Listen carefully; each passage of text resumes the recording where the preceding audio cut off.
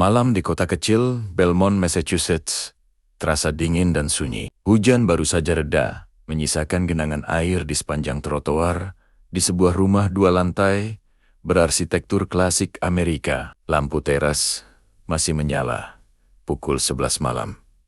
Namun, di balik kehangatan rumah itu, tersimpan kisah yang akan mengguncang seluruh kota kecil. Ini, sebuah panggilan ke-911, memecah keheningan. Ada seseorang tergeletak di halaman belakang. Dia tidak bergerak. Banyak cairan merah. Ketika polisi tiba, mereka menemukan tubuh seorang pria, Michael Turner, 42 tahun, tergeletak dengan luka tembak di dada kiri. Tak ada tanda-tanda perampokan, tak ada jejak kekerasan lain. Yang tersisa hanyalah keheningan yang menegangkan dan sebuah misteri yang perlahan akan terungkap. Michael Turner adalah pria yang dikenal baik, seorang konsultan keuangan dengan reputasi bersih. Ia menikah dengan Laura, seorang guru seni di sekolah dasar setempat. Mereka memiliki 2 anak, Emily 10 tahun dan James 7 tahun. Dari luar, keluarga Turner tampak sempurna. Rumah rapi, karier stabil dan kehidupan yang damai di pinggiran kota. Namun di balik senyum yang sering terlihat di media sosial mereka, retakan kecil mulai terbentuk. Laura mulai jarang di rumah. Ia sering pulang larut malam dengan alasan lembur di sekolah. Michael mencoba memahami. Ia tahu istrinya sedang stres, namun tak menyadari bahwa sesuatu jauh lebih besar sedang terjadi. Sesuatu yang perlahan akan menghancurkan hidupnya. Teman dekat keluarga bahkan pernah berkata, mereka terlihat bahagia. Tapi kalau diperhatikan, Laura sering terlihat jauh, seperti menyembunyikan sesuatu. Beberapa minggu setelah kematian Michael, penyelidikan mengungkap sosok yang mengejutkan. Pelaku utama ternyata tidak asing. Dia adalah Evan Miles, rekan kerja Michael di kantor. Evan dikenal cerdas, ambisius, dan selalu ingin menjadi yang terbaik. Namun, di balik prestasinya, ia menyimpan obsesi terhadap Laura, istri sahabatnya sendiri. Kisah mereka dimulai 2 tahun sebelumnya, ketika Evan membantu Michael dalam proyek keuangan besar. Saat itu Laura sering datang ke kantor suaminya, dan di sanalah benih hubungan terlarang tumbuh. Awalnya hanya obrolan ringan, namun berkembang menjadi hubungan emosional yang dalam. Laura merasa diperhatikan, dimengerti, sementara Evan merasa memiliki kendali atas sesuatu yang terlarang. Cinta gelap itu membuat mereka lupa akan batas moral. Namun, ketika Michael mulai curiga, segalanya berubah menjadi permainan berbahaya antara cinta, kebohongan, dan dendam. Hari itu tanggal 17 Februari tahun 2022 tampak biasa saja.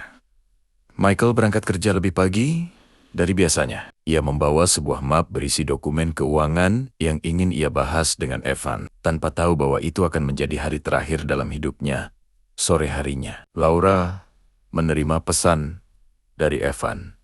Kita harus menyelesaikan ini malam ini. Aku nggak tahan lagi. Laura bingung. Ia sudah mulai merasa bersalah dan ingin mengakhiri semuanya. Tapi Evan tidak mau. Ia merasa sudah terlalu jauh untuk mundur. Malam itu, Michael pulang lebih cepat. Ia sempat membawa bunga untuk Laura, mencoba memperbaiki hubungan mereka. Namun Laura tampak gugup, seolah menyembunyikan sesuatu. Sekitar pukul 10 malam, tetangga mendengar suara keras, seperti letusan senjata. Dan beberapa menit kemudian, tubuh Michael ditemukan di halaman belakang rumah mereka sendiri. Polisi menemukan beberapa hal aneh. Tidak ada tanda perampokan. Tidak ada pintu yang rusak. Tidak ada barang yang hilang. Namun mereka menemukan 2 gelas wine di meja dapur. Salah satunya masih hangat. Di gelas kedua, ditemukan jejak sidik jari milik Evan Miles. Selain itu, rekaman CCTV di jalan belakang rumah menunjukkan mobil Evan melintas jam 9:45 malam, sekitar 15 menit sebelum suara tembakan terdengar. Namun saat diinterogasi, Evan membantah keras. Aku nggak pernah ke sana malam itu. Aku di rumah. Sayangnya, alibi itu runtuh setelah polisi menemukan GPS Mobilnya menunjukkan lokasi yang sama dengan rumah. Turner, penyidik mulai mencurigai adanya hubungan asmara antara Evan dan Laura. Namun, ketika Laura dipanggil untuk memberikan keterangan, ia menangis dan menyangkal segalanya. Aku nggak tahu kenapa Evan bisa ada di sana. Aku takut. Aku cuma ingin semua ini selesai. Setelah 2 minggu penyelidikan, fakta mengejutkan muncul. Polisi menemukan catatan di laptop. Michael berisi pesan-pesan pribadi, termasuk rencana pertemuan rahasia dengan seseorang. Isi pesannya berbunyi, "Aku tahu semuanya. Kita harus bicara malam ini. Jangan ajak siapapun." Pesan itu dikirim ke Evan. Artinya, Michael sudah tahu tentang hubungan gelap itu dan berencana bertemu Evan secara langsung. Namun yang tak disangka, di tempat kejadian perkara, tidak ditemukan pistol milik Michael. Sementara hasil balistik menunjukkan bahwa peluru berasal dari senjata yang didaftarkan atas nama Laura Turner sendiri. Ya, bukan Evan yang menarik pelatuknya. Laura lah yang menembak suaminya malam itu. Dan Evan membantunya menutupi kejahatan itu dengan berpura-pura tidak tahu. Plot twist sesungguhnya, Laura awalnya merencanakan penghilangan nyawa itu bersama Evan. Tapi di menit terakhir, Evan panik dan ingin mundur. Namun, Laura sudah terlalu jauh. Ia menembak Michael sendiri, lalu memanfaatkan Evan agar dijadikan kambing hitam. Ketika bukti digital dan forensik semakin kuat, Laura akhirnya tak bisa mengelak.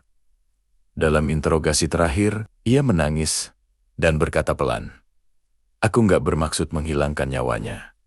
Aku cuma ingin menakutinya, tapi pelurunya meleset." Laura ditangkap atas tuduhan penghilangan nyawa berencana. Sementara, Evan didakwa sebagai kaki tangan dan penghalang penyidikan. Keduanya dijatuhi hukuman seumur hidup yang paling menyakitkan. 2 anak kecil mereka kini harus tumbuh tanpa ayah maupun ibu. Beberapa bulan kemudian, rumah keluarga Turner dijual. Orang-orang yang melewati rumah itu sering mengatakan lampunya kadang menyala sendiri di malam hari. Seolah ada seseorang yang belum bisa pergi. Kadang cinta yang salah arah bisa menjadi senjata paling mematikan. Dan kebenaran tak selalu datang dari tempat yang kita sangka.